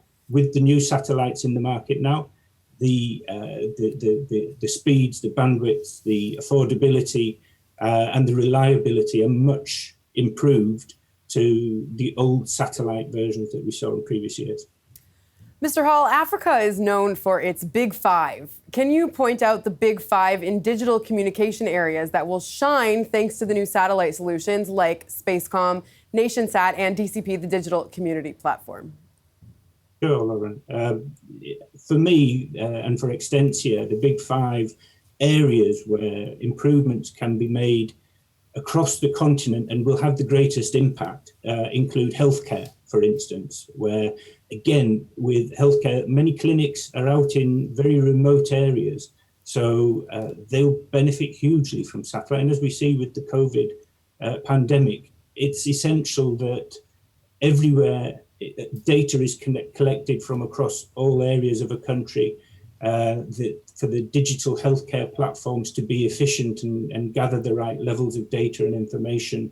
That connectivity is essential to the most remote areas. Education is another key area, and again, looking at here and now, lots of children are not going to school at the moment. They can't go to school physically, and unless they can access that online, education suffers, and that will have a long-term effect. So having satellite, having the platforms for education enabled and delivered over satellite connectivity means that education can get into the most remote areas and have the biggest impact across each country. Agriculture is another area. You've got smallholders and farmers in remote areas that need to know where they can go in order to sell their goods or to buy goods or to transact. And they need connectivity as well as the applications that will enable them to get that information. So again, satellite is essential for that. And it's also essential for helping them to see and predict weather patterns and crop rotations and things like that are essential areas where satellite can support. Emergency services are required, not always where there's a mobile phone connectivity or where there's a fiber connectivity. Emergency services can happen anywhere, and there needs to be connectivity that supports that. And finally, I think disaster relief has to be taken into consideration, because disaster relief, refugee zones, etc., are again in remote areas. And the thing with disaster relief is it happens when it happens. You don't necessarily have the network already there waiting for it, whereas satellite is there ready and can be turned on instantly. So for me, top 5: healthcare, education, agriculture, emergency services, and disaster relief. All right, some very important points. Adrian Hall, thank you so much for joining us. Thank you very much. Okay, let's turn to Eran Shapiro. Hello, Eran. Thank you so much again for being with us. Thank you, Lauren. Nice to be here. Sometimes the key elements for success rely on the actual details that build the right solutions. Which tech ingredient in Spacecom's new DCP digital community platform makes it so accessible for Africa? Sure. I think what we heard today, there are a number of issues when you're trying to meet the challenges that are mentioned about education, health, and so on. The two main aspects that put, let's say, a high challenge level is the availability of electricity, which in rural Africa is below 20%, and the connectivity, which is also very low. So if we look at what needs to be deployed per community or per village or per small city, first, the deployment cost could be extremely high if you're looking at technologies that were available until now, especially when you're trying to duplicate that for a large number of communities. There's also the perception that the ongoing cost of connectivity via satellite could be high. There's the deployment complexity in terms of technology skills and the management of such deployments. And there's the time to market that governments are saying, okay, if I'm going now into a project, how long will it take for it to be accessible and usable by the population? So what we've done is, together with multiple partners, some of them are speaking today here, we've built a unified platform that can actually serve multiple applications at the same time. At the core of the platform, which is residing in each community, there are 4 components. First is the connectivity via satellite. The second is the local cloud, which resides in the community. The third is the Wi-Fi hotspot connectivity within the community. And the fourth, which is very important, especially when you go over grid, is a solar panel, a solar powered solution that allows all these services to be delivered without having the need for local electricity. Now, what makes it accessible is the development of new technologies that we have coupled that together with a very powerful, very advanced satellite in the form of MS-17.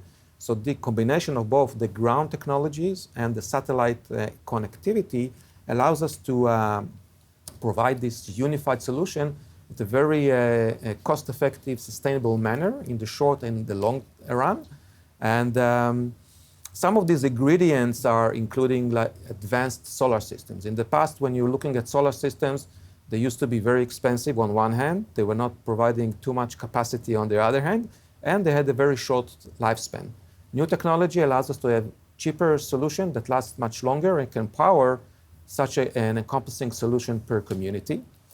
There is also a sector-specific solution that we are building with our partners. For example, if you look at a digital clinic, so one thing is you want everything to be connected and always on, but the second part is if you want to have advanced systems like ultrasound on X-ray locally at those remote locations, they have to be very power efficient in order to be able to work off the solar system. So all of that, you have to take that into account when you build such an encompassing solution. And when you want to deliver content that can reside locally on the local cloud, you have to do it in a very efficient manner. And we have developed, with some of our partners, a very efficient way of delivering content to any number of locations in a very cost-effective manner. Now, the last thing which we should bear in mind, that if you want to make it accessible to the people living in the suburban and the rural location, it has to be very simple, because many of the population in these areas are lacking in digital skills, So we have to make the solution also very simple to use for those type of populations as well. So, Iran, how scalable is the DCP for governments in terms of the planning of the solution and the ability to quickly deploy and see quick results? Actually, it's very scalable. And I think one of the key points that we have discussed with our partners, it was apparent that when governments are considering going into such projects that digitally transform those locations, they regard scalability, flexibility, and quick deployment as the key factors in what solution to select and how this can be deployed. So what we've made sure is that we build the platform to make it simple first in the deployment phase, because deployment could be very complex, especially here like Northwest Ghana. It's hard to get to those places. Right. So the deployment itself should be as simple as possible. It should be simple to operate on an ongoing basis. And the platform itself, besides the simplicity to deploy it, is also scalable in two manners. First, in the community, once you have the building blocks or the infrastructure, it's very simple to add additional application, additional services that can be delivered within the community. The second part is how scalable is the system when you're going nationwide and you want to handle thousands of locations.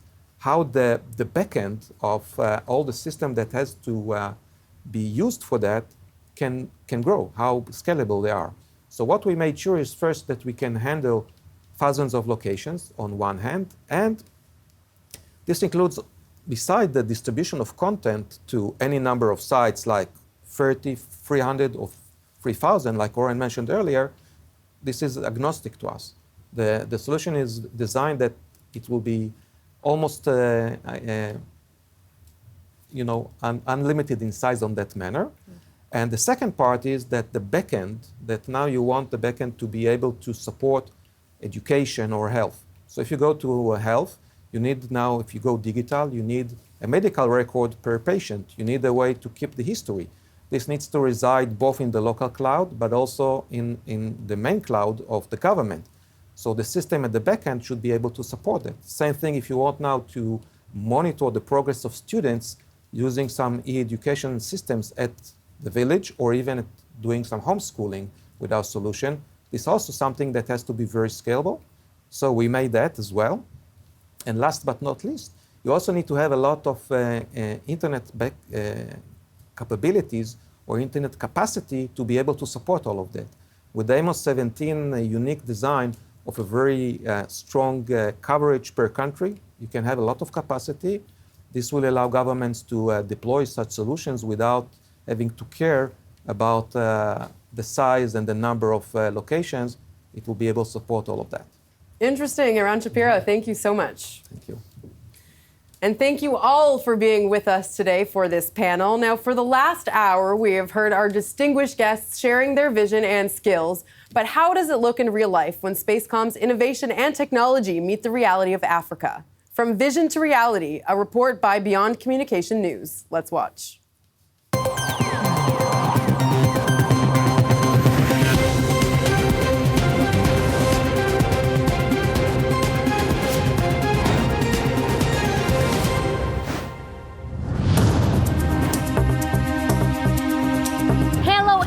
From the United Nations headquarters in New York, I'm Tal Heinrich, here to tell you how the international community at this iconic UN building right behind me is closely watching a remarkable project taking place in Africa nowadays. It digitally connects clinics and schools across the continent through an advanced satellite. This incredible, intriguing initiative is led by Spacecom, a leading satellite communication service provider.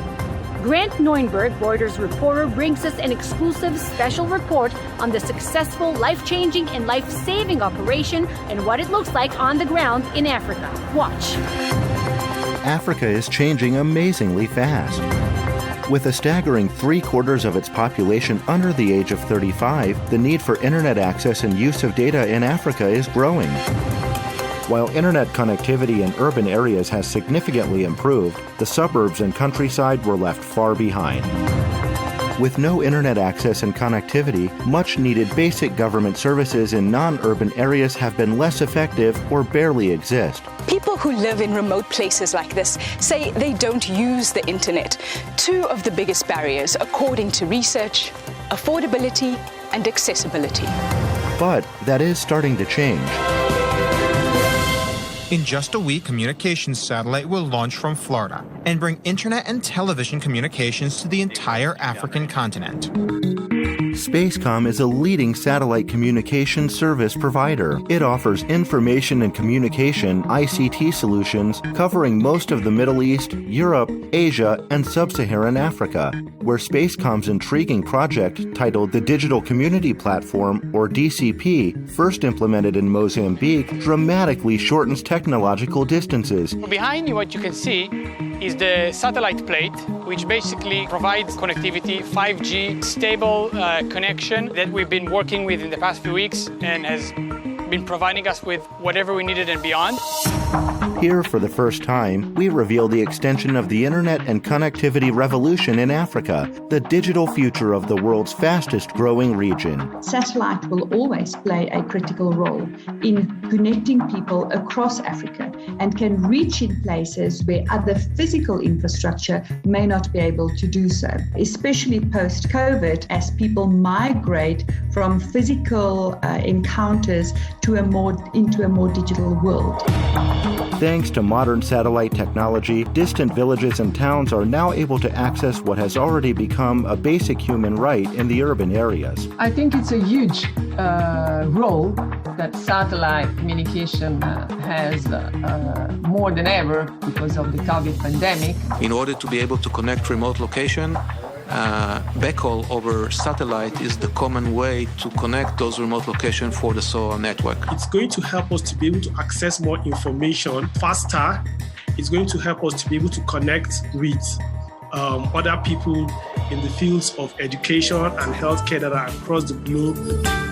Capitalizing on the opportunity, Mozambique is cooperating with the satellite communication company, improving the country's medical services in non-urban areas. Drag each word to its synonym or antonym. At this clinic, children can play online educational games while waiting for a doctor's appointment. We're trying to provide a clinic with internet connectivity and solar energy to be able to provide sufficient medical diagnostic. Fiquei mais ainda surpreendida pelos novos equipamentos que aqui temos. Muita novidade, muita tecnologia boa, mais fácil de obtermos os diagnósticos.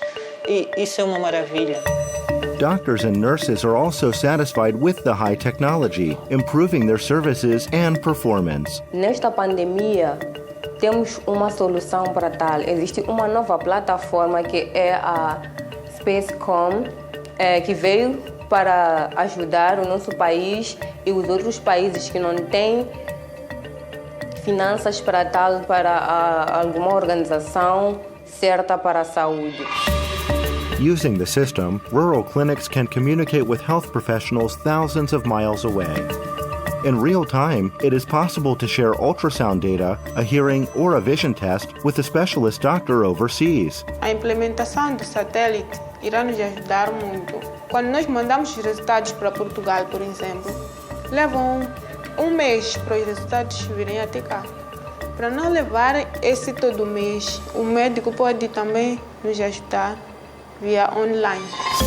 The medical team in the countryside then receives an accurate diagnosis and instructions for further treatment. Efectivamente, este aparelho es muito práctico, muito importante, sobre todo en diagnóstico ambulatorio y aquellos lugares donde es casi inaccesible esta tecnología. Satellite communication is also revolutionizing education in Africa. Spacecom has created a local cloud in the village, dedicated to educational and any other content required for other government services in the community. I believe that will be a huge support, a huge backbone for the educational system. And connectivity has been definitely a real priority in education globally. Your lecturer can actually deliver a kind of a classroom experience to you right there online with the backup from the satellite, enhancing the quality of education and all of that. This new task we have, which is providing new solutions and reimagine education in a creative way, I think we can get it. Thanks to its success, the project that you saw here is expected to expand across Africa in the near future. With one additional small effort and Spacecom's technology and innovation, life in non-urban Africa is on the fast track for a significant improvement.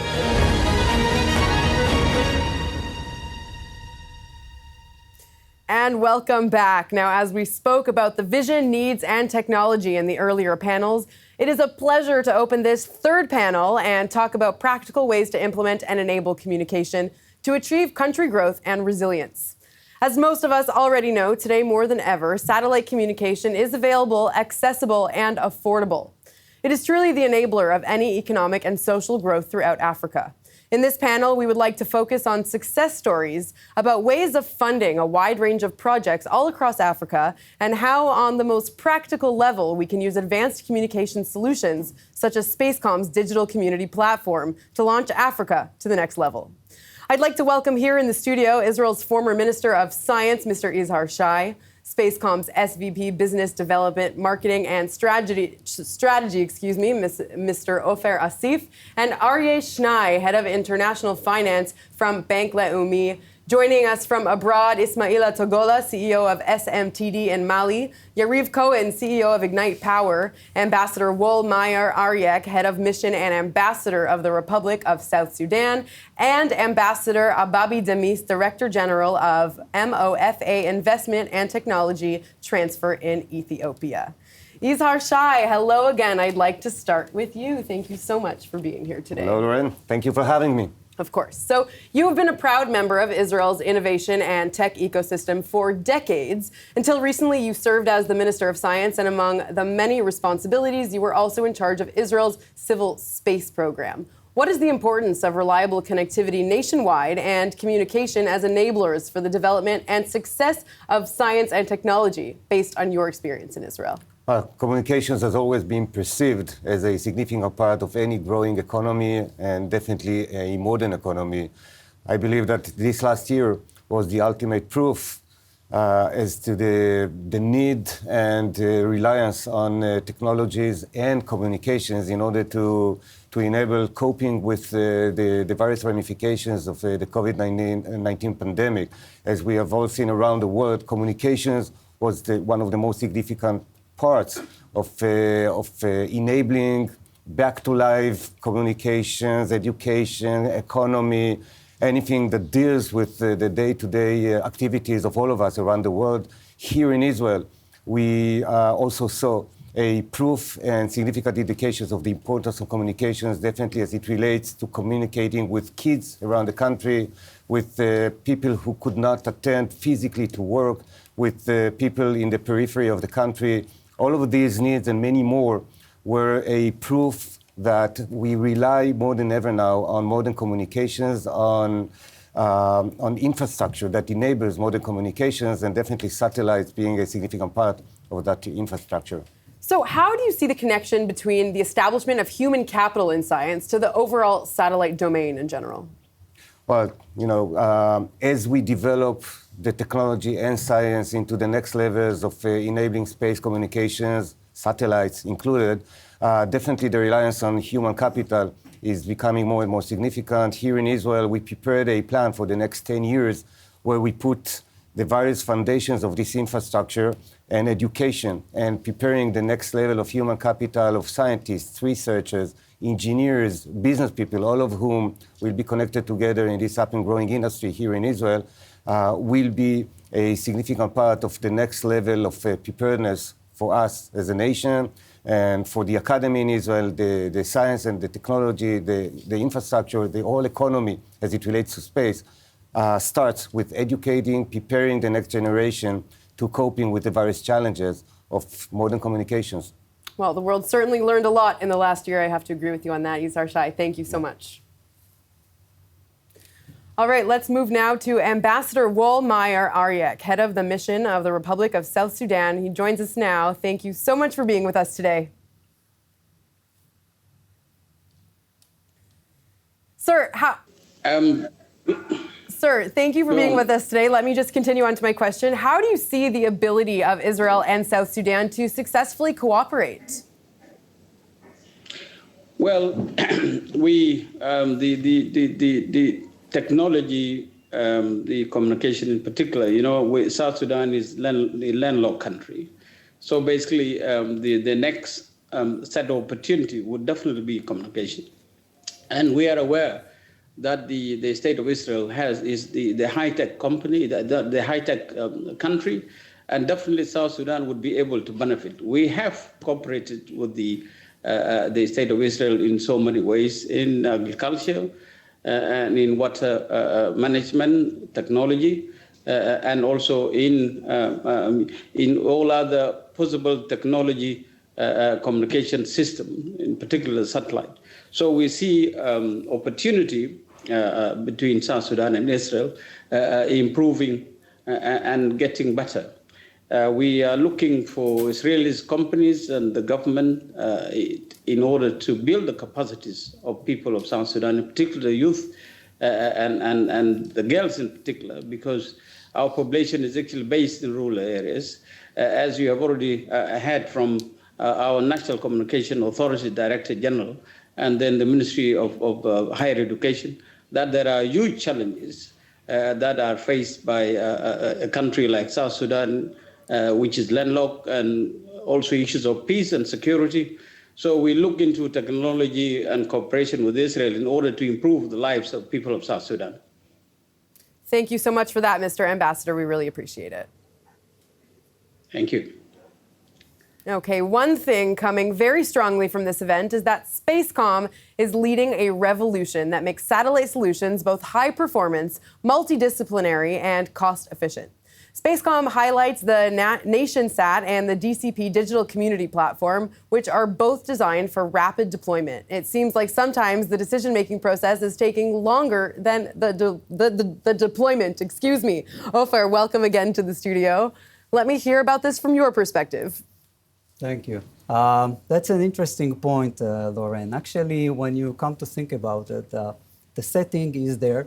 The satellite is in the sky, it's in orbit, it's operational, and the implementation is fairly quick, as you might say, and the scale is there and easy. We talked earlier about the DCP, which is scalable and can be implemented quickly.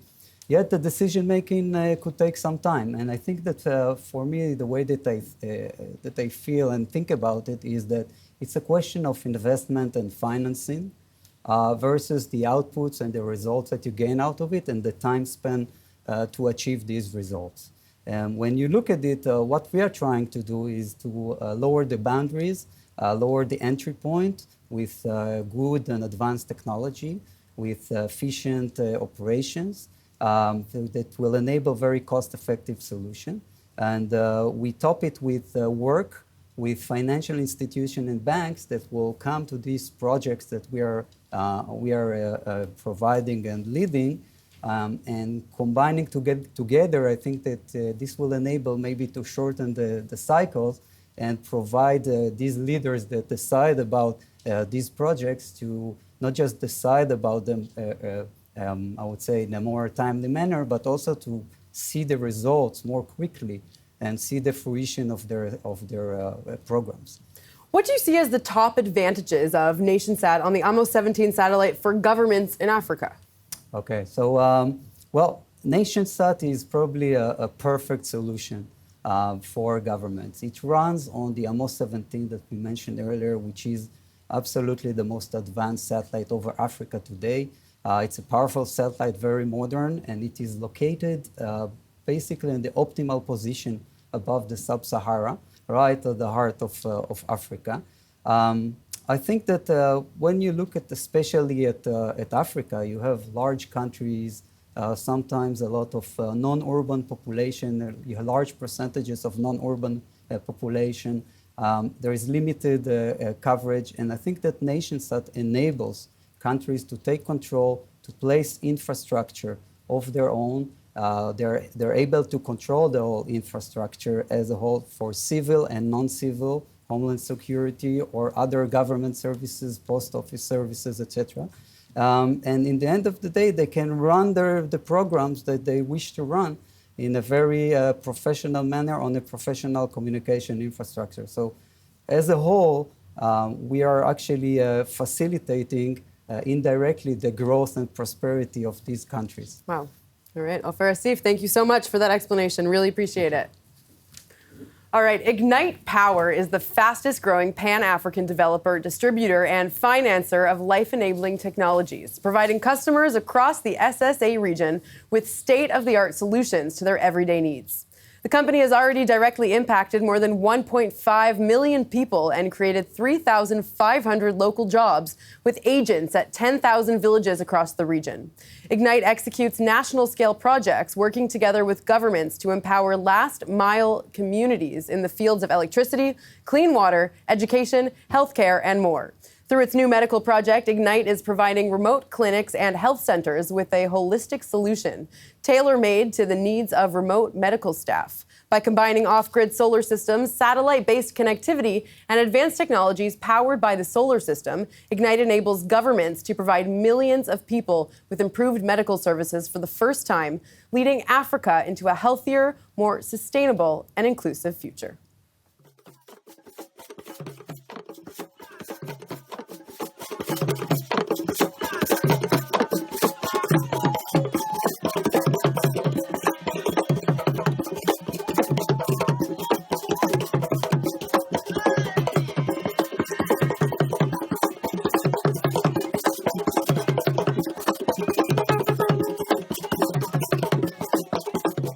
O projeto Ignite vai ajudar na eletrificação das zonas rurais periurbanas de Moçambique, como objetivo de beneficiar 2 milhões de pessoas. A fase piloto é esta que estamos a lançar agora na província de Zambésia, distrito de Gilé, ajuda a comunidade em ter acesso a um recurso que é importante para todos nós, que é acesso à eletricidade, à iluminação. Eu ficava no escuro, mas tinha painéis solares. Mas os painéis não conseguiam suportar até amanhecer. Eu quis colocar a energia solar Ignite, porque consegue mesmo suportar e sem baixar a energia até amanhecer. Consigo ter energia à noite, no quarto, na sala, assim como na sala dos estudos dos meus filhos. Para comprar uma vela são 10 meticais e a vela ilumina por 4 horas. Ao passo que a energia da Ignite tem o custo de 17 meticais ao dia, então é reduzido. Se fizermos a conta, uma família que antes gastava em torno de 1.000, 1.200 só para iluminar, hoje usa 500. Melhorei a vida, uso a energia à noite, consigo carregar o telefone, consigo meus filhos fazerem pelo menos a revisão da aula que estudaram na escola. Vale a pena ter a Ignite. Vale a pena.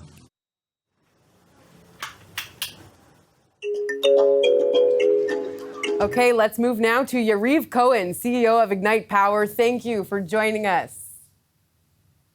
Thank you. It's a pleasure. Greetings from Dubai. So, Yariv, can you share your thoughts about conducting such a solution for health, for example? Yeah. So, as you saw in the movie, Ignite is the fast-growing provider of peri-urban and rural solar solution. We develop, deploy, and finance the advanced solutions that you saw that use the satellite communication. For us, solar power and internet connectivity are not the end goal, but the enablers, the infrastructure upon which we can develop and deploy all the advanced technologies that are that you can see. We started with home solar, and within 18 months, we connected 1.5 million people, then moved to solar agriculture, changed the landscape of solar pumping in Rwanda. And in 2019, we started working on design for solar medical systems. When COVID happened, we were ready. We install the system you saw in the video, so the ultrasound, the X-ray, the blood test. That's a picture from our clinic over there. And giving it our solar systems are very energy efficient, we were able to add Spacecom connectivity to our clinic in Mozambique and manage a project. It actually took us less than 24 hours to add the connectivity to it, and we can do it anywhere. And our experience, to what you said, is that once you lose the cables, everything scales. So when we cut the power cables and connected 1.5 million people, it happened in no time. Now that we're cutting the internet cable, literally, we can scale, and this is the future of all health and all education, connectivity and solar power. So today, solar power combined with premium satellite connectivity seems like the main solution for the major obstacle holding back proper education and health solutions from reaching remote areas. What is your prediction of the future in that regard? So the main challenge on everything around is just that they don't have access to infrastructure, the power, the connectivity, the clean water. And what we are seeing now is that that's no longer a problem. That can happen, and that's just moving as fast as possibly can be. And that fast deployment, so it doesn't matter where the clinic is, you don't have to train the doctor anymore. It comes online from the satellite. You don't have to connect to power. You don't have to wait for the 4G to be. So what we will see is that most of the education will be moved to online, the same of what we saw in our part of the world, and now we're moving to Africa, and the same for medical. So what we expect in medical is that there will be a leapfrog from where we are today, which is basically 100,000 clinics that actually don't have any equipment, to fully advanced point-of-care solutions within reach to the whole population of Africa. Okay, Yariv Cohen, thank you so much for joining us from Dubai.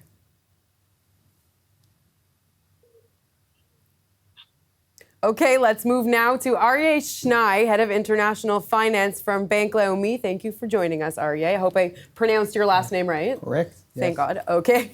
And then we've heard today from Spacecom executives about the opportunities to make a national project with an annual cost below $10 million. This is a breakthrough in terms of bringing new business opportunities into those countries. What is Bank Leumi's portfolio on financing projects in Africa for Israeli companies and for non-Israeli ones as well? Okay. So Bank Leumi is active in structured export finance for the past 30 years, I believe. And so Bank Leumi is one of Israel's leading banks in this area. We've seen over the past decade a major shift of projects that we finance towards Africa. I would say from all applications that we receive today, probably 60%, two-thirds of these applications are for projects in Africa. And we shouldn't be surprised by that because, today one of every four children that's born is actually born in Africa. And there's a huge population there, and population growth is going at high speed. And of course, all these people, they need to be fed, they need education, they need medical services, they need employment. And so there's a large demand for projects in Africa. And so over the past years, we have financed projects in Angola, in Zambia, in Kenya, in Senegal, in Côte d'Ivoire, in Rwanda, and many more to come. And we do it in diverse areas: agriculture, fish farms, poultry, water infrastructure, telecom infrastructure. All these areas we have actually financed projects in. And so this specific area of satellite telecom, satellite internet services is of special interest for us because, first of all, we believe that it gives a lot of help to development of human capital, and we see it will bring real economic growth to the countries where it's implemented. And that's, of course, for us as a financial institution, it's an important factor. We look also at our source of repayment, and when we see economic growth, it gives us comfort.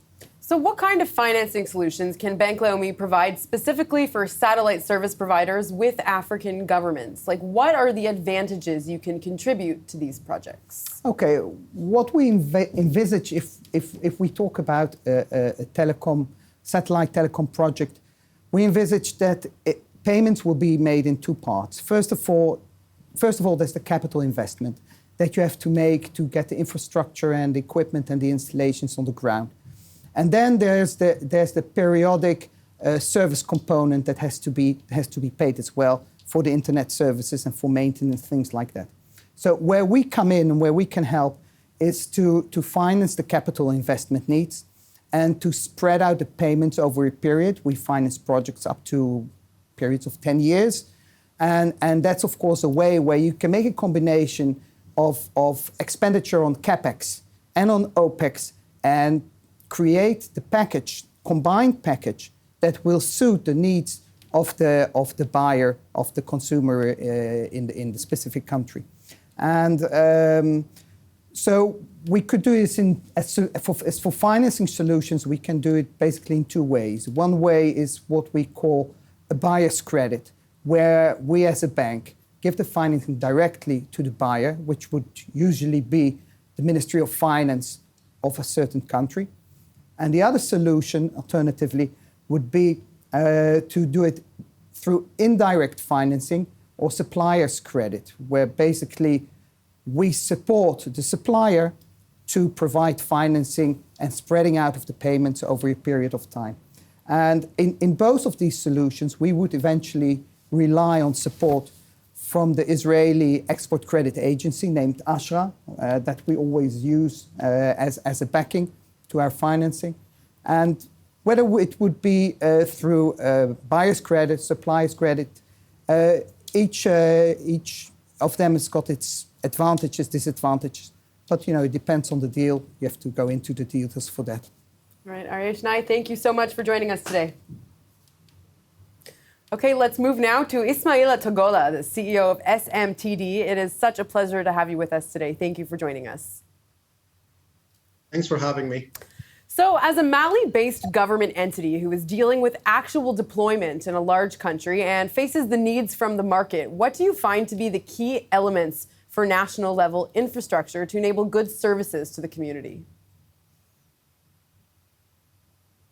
Yes, so as you said, SMTD has the goal set by the government to deploy infrastructures everywhere in our big country. Mali has about 1,240,000 kilometers squares.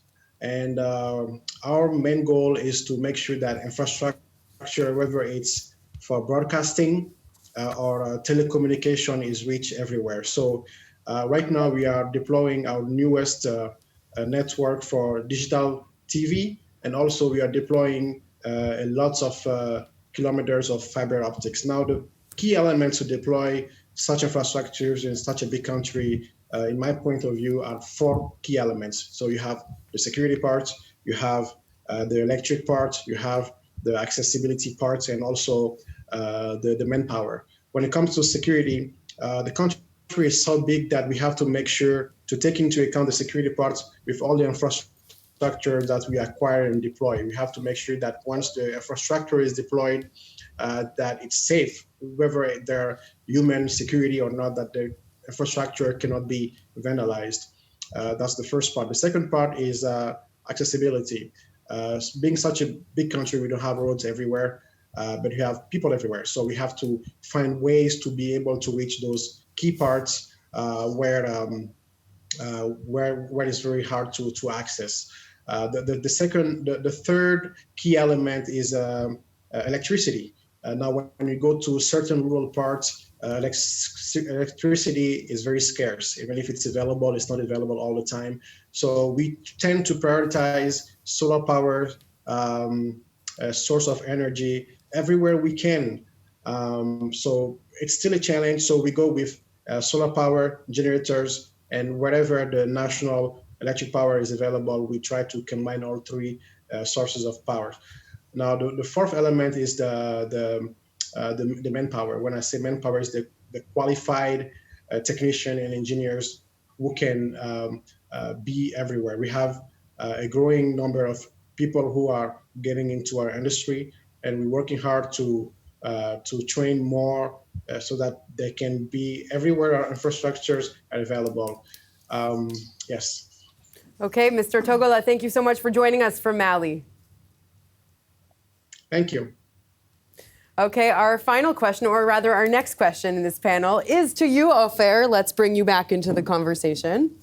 So we've heard so much today directly from the African policy makers, from Tony Blair, and from international leaders. How is Spacecom's vision aligned with all that's being said and raised in our discussions today? Okay, today we had great discussions, and we heard all the leaders that were talking about important things, their needs, their inspiration, the communication abilities that they wish to have to enable health and to enable education, to enable basic government services to all of their countries. I think that rightfully so, Mr. Izar Shai here have mentioned the COVID. I think the COVID have brought us all into an era that the idea behind digitalization is much more eminent and known to all. And the idea and the needs is much more natural, I think, for people. Africa has made, I think, a great advancement in recent years in terms of infrastructure, communication infrastructure as a whole. They made huge progress.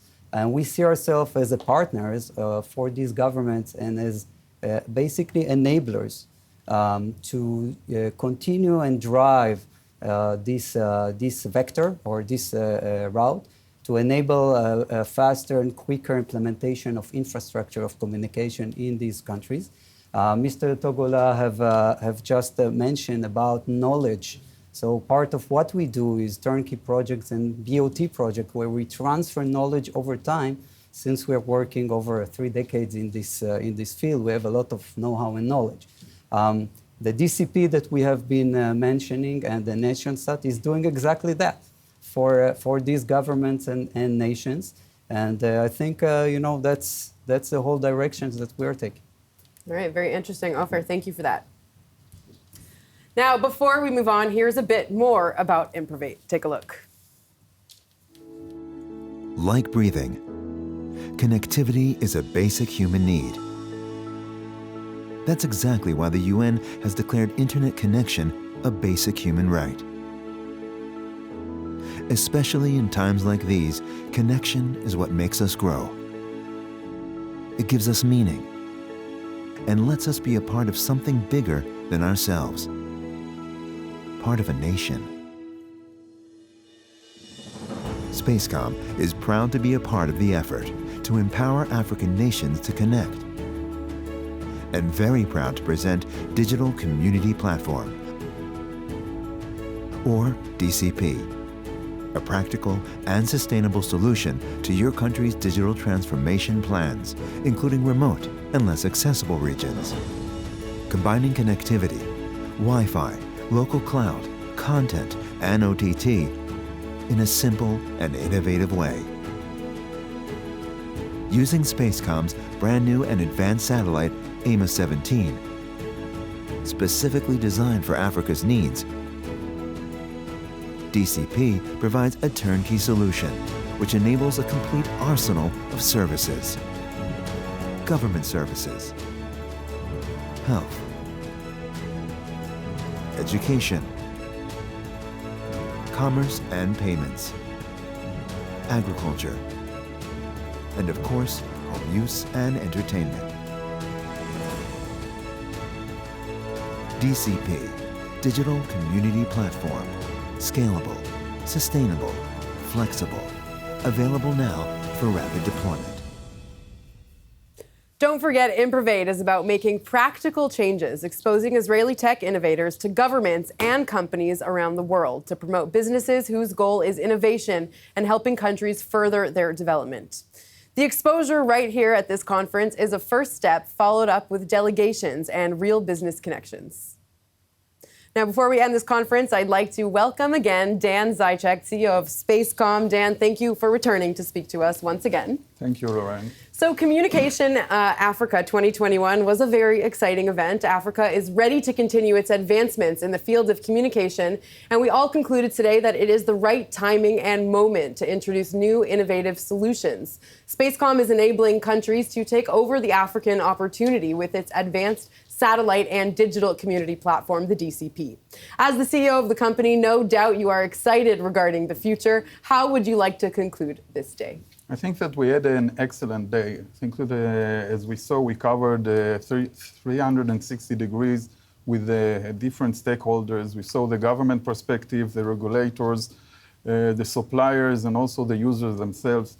We understand that the challenge across Africa is real and provides a huge opportunity for companies in the tech, in the communication, but the most important is to bring something that will be scalable for first deployment to have the impact. And now it's accelerating due to the pandemic.